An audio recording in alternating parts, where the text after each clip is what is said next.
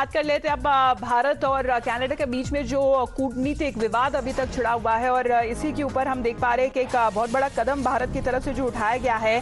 अब कनाडा को 40 से ज्यादा अपने जो डिप्लोमेट्स है, now it has withdrawn from India around 41 diplomats from India amid the row over Hardeep Singh Nijjar killing, and that has been confirmed by the Canadian Foreign Affairs Minister Melanie Joly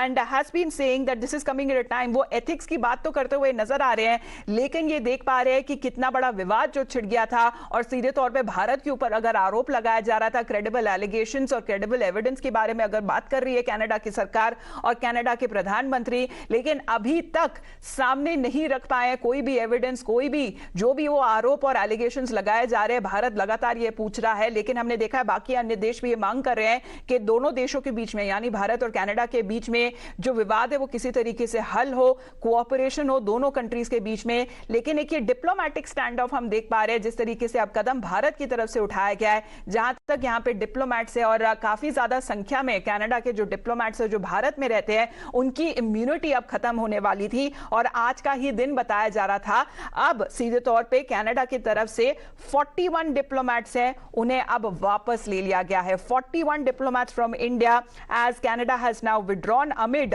this tensions that have been taking place, and that has been confirmed by the Canadian Foreign Affairs Minister. India has formally conveyed its plan to unilaterally remove diplomatic immunities for all but 21 Canadian diplomats and dependents in Delhi by tomorrow, October 20th. This means 41 Canadian diplomats and their 42 dependents were in danger of having immunity stripped on an arbitrary date, and this would put their personal safety at risk.